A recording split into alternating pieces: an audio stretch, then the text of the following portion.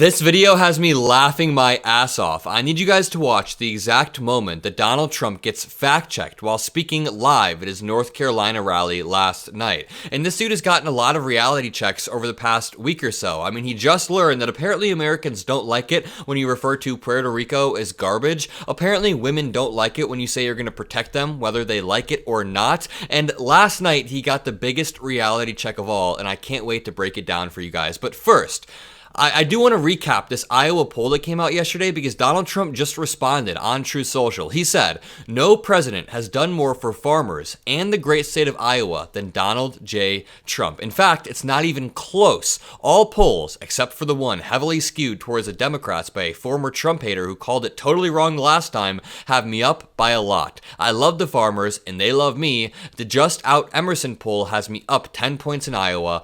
Thank you. Who is he thanking right here? Number one. Number two, why does he refer to himself in third person? It's so weird. Number three, he is lying throughout all of this. I mean, you guys know Seltzer is known for being very, very accurate. Let me just show you the last election. The 2022 Senate, Seltzer had Republicans winning by 12. They won by 12. The 2020 presidency, Seltzer had Republicans winning by 7. They won by 8. She is spot on, and that is why Donald Trump is in a full-blown panic. So, we have 2 days to go and no time to waste. An amazing fan named Deborah said, "I've been watching you for a while now, but I didn't realize that I never even subscribed to you. I am now, and I'm voting blue." Please make sure you subscribe below the video. And let's read Donald Trump's Truth Social post that he just sent after that reads, "Fox News keeps putting on Democratic ads as part of their news program. Their sound bites are almost all of Harris and her Democrat friends, all of whom are on the shows. Fox News is not our friend. It's crazy." So this is a type of authoritarian purity testing that Donald Trump has been doing for a while now.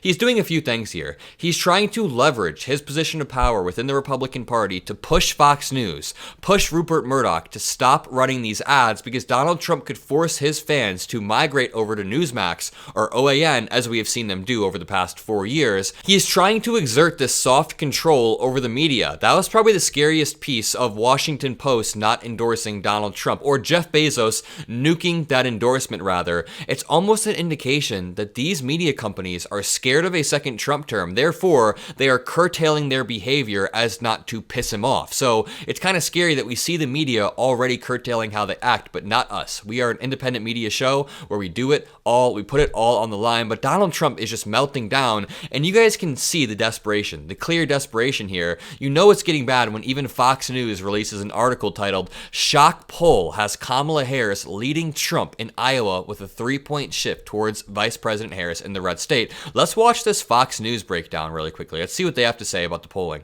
A historically close race just 3 days away as Trump and Harris battle it out to see who can reach 270 electoral votes.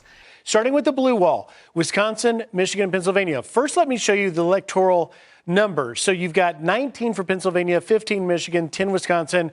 Georgia and North Carolina are 16, Arizona 11, Nevada 6. You can see, obviously, Pennsylvania is the big prize. If Harris wins the blue wall, the famed blue wall, you can see, boom, 270, she gets there. Now, take it out, and let's see if Trump won the blue wall, which he did in 2016, you would see the math add up, and he doesn't quite get there. He's going to need more. Add in a North Carolina, he gets there. Add in a Georgia, he gets there. Now, I do want to take you back to one thing, though, and that is Wisconsin, Michigan, and Pennsylvania, the blue wall. But Georgia and Arizona, traditionally, the swing states have swung together. In 26, they all went red. In 2020, they all went blue. But it is the strategy that Trump has of North Carolina, Georgia, and Arizona. In that Sun Belt, if he can get that, all he needs to do is to pick off one of the famed blue wall, and that's what we're looking for to see this year. Will the blue wall fracture? You have to go back to 1988 when Dukakis won Wisconsin but lost Michigan and Pennsylvania, when the blue wall didn't hold, with that one exception in 2016 when Trump carried all three of those. Now, Obviously, nobody likes to watch Fox Propaganda Network, but it is interesting to see how they are breaking down the race, and that seemed like more of just an objective layout of how we get to 270. Vice President Kamala Harris leads former President Trump by 3 points in the final Des Moines Register-sponsored poll of Iowa, says Fox News. That is so funny to me. The shock poll showed a 7-point shift from Trump to Harris from September when he had a 4-point lead.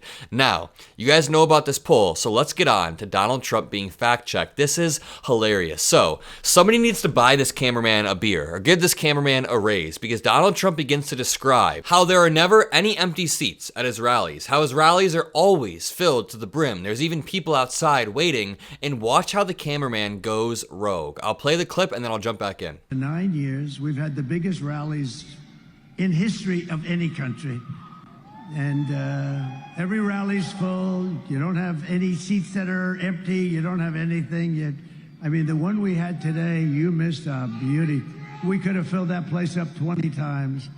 I mean, that was beautiful. And the Virginia rally, did you hear about the Virginia rally?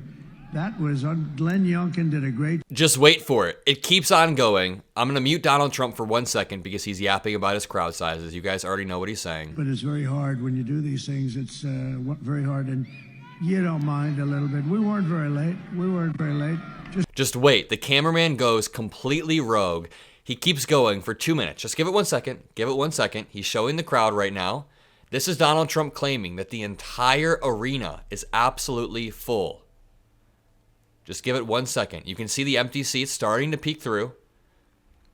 Boom. The empty seats. Complete empty row. Let's listen in. And people are leaving. People are walking out. We've had tremendous success. In 2016, we did phenomenally, right? We went in, they gave us a 3% chance. This cameraman is a savage. Oh, he's just tracking the people walking out. This is a perfect microcosm of the Trump rallies. You see this lady right here. Nothing against her, but she's just taking a video as she's leaving with her phone. You can see this blonde woman taking a video. This is exactly what people go to Trump rallies for. They want to go there, take a video of Trump speaking, take a video of the crowd, or take a selfie with the crowd behind them in a MAGA cap, then dip. They don't care about policies. They care about showing that they went to the newest WWE match.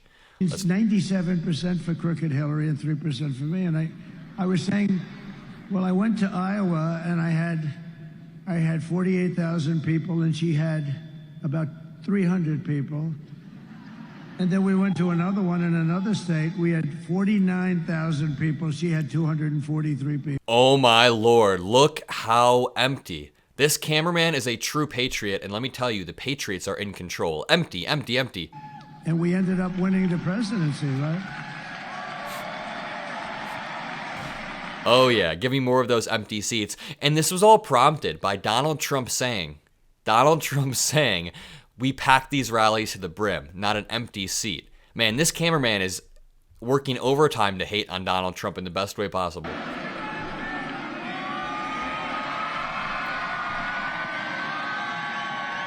Empty. That's a hell of a lot of fake news. The fakers, I call them now. I'm sort of lightening up. I'm starting to like them too. He's calling them fake news because they're fact-checking how empty this is. Then it says live stream will resume shortly. Wow. And then the Kamala Harris rapid response team posted this. Kamala Harris rally in the same venue in Greensboro, North Carolina, just a few weeks apart.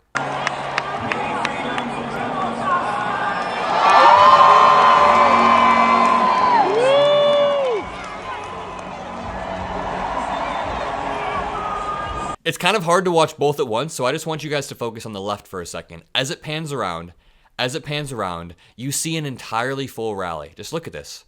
All of the seats are entirely filled around. Boom, that's a 360 of it. Entirely packed to the brim in North Carolina. Now let's focus in on the Donald Trump rally that happened last night. Pan around, looks full until you see, oh no, they can't show the rest of it. They can't show the rest of it because the entire left half is going to be empty. Now, a few things. Number one, we can't get complacent, even though it seems like the MAGA movement is dying while VP Harris is catching all the momentum. But I do want you guys to let me know, are you guys also feeling the momentum shift? Let me know in the comments. But I want to read this article that just came out literally a few hours ago at 6 a.m. on November 3rd. It is currently 9 a.m. where I live. It says, election stays close in final weekend with a dispirited electorate. But the thing is, this new poll is pretty great for VP Harris. This is one of the last polls coming from Ipsos and ABC. A dispirited electorate marks the end of the 2024 election campaign. 6 in 10 voters are dissatisfied between the two choices, whatever, but Harris has 49% support among likely voters in the final weekend poll. Trump has 46%. I would much rather be Kamala Harris in this situation. I would much rather be Kamala Harris. Now, Kamala was up only 2 in October, 4 last week, and 3 in the final poll. And I do want to say, the final polls tend to be much, much more accurate. Let me go over to 538. Trump still has a 53. Who cares about 538? All of these polls are looking better and better and better as Donald Trump visibly loses his mind, as the electorate begins to rapidly leave him, and as people like Tim Walz are just absolutely crushing it on the campaign trail. Let me show you this amazing clip that went viral last night. We know in Arizona, a vote or two per precinct could be what it takes to win the whole damn race for the country. And all of you, the older folks will get this, younger folks, trust me, there'll come a day. Someday you're going to be sitting on that porch. You're going to be in that rocking chair.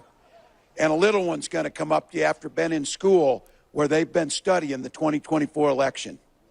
And they're going to ask, when everything was on the line and the American experiment was on the line, and there was somebody running who asked to be a dictator and to overturn the Constitution and talk about using the military against our own people.